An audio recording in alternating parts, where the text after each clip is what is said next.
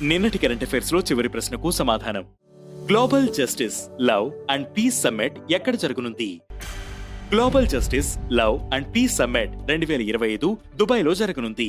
April 12-13 తేదీల్లో expo సిటీలో ఉన్న దుబాయ్ ఎగ్జిబిషన్ సెంటర్ లో ఐఆమ్ పీస్ కీపర్ మూవ్మెంట్ అనే సంస్థ ఈ ఈవెంట్ ను ఆర్గనైజ్ చేయనుంది. జస్టిస్, లవ్, పీస్ వంటి అంశాలను దుబాయ్ ఈ ఈవెంట్ లో ప్రమోట్ చేసేందుకు ప్లాన్ చేసింది. ఇక మొదటిది, WHO నుంచి తప్పుకున్న అర్జెంటీనా.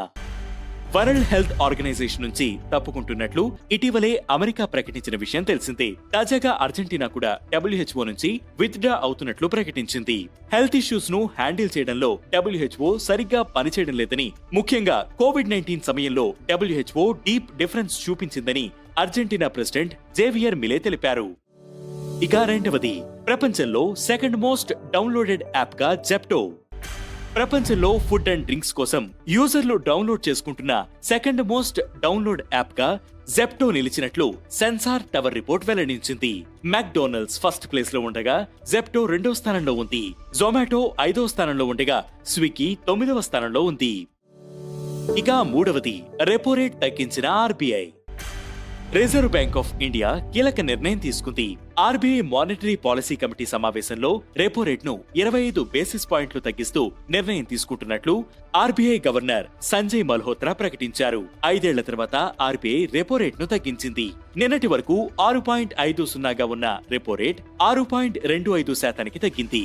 దీంతో home loans, personal loans, medical loans పై వడ్డీ రేట్లు తగ్గనున్నాయి.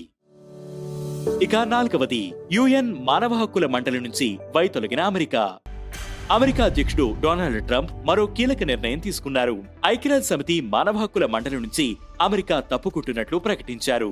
అలాగే UNRWA కు ఇస్తున్న నిధులను కూడా తగ్గిస్తూ ఉత్తర్వులు జారీ చేశారు. ఇక ఐదవది, విజయ్ దుర్గ్గా పోర్ట్ విలియం. కోల్కతాలో ఉన్న పోర్ట్ విలియం పేరును ఇండియన్ ఆర్మీ విజయ్ దుర్గ్గా మార్చింది. గత ఏడాది డిసెంబర్లోనే ఈ నిర్ణయం తీసుకుంది. ఛత్రపతి శివాజీ మహారాజ్ ఆధ్వర్యంలో నావికాదళ కోటగా పనిచేసిన మహారాష్ట్రలోని చారిత్రాత్మక కోట పేరును దీనికి పెట్టినట్లు ఆర్మీ తెలిపింది. ఇక ఈ రోజు current affairs question, national youth parliament scheme 2.0 ఏ మంత్రిత్వ శాఖ ప్రారంభించింది? ఈ ప్రశ్నకు సమాధానం మీరే కామెంట్ చేయండి.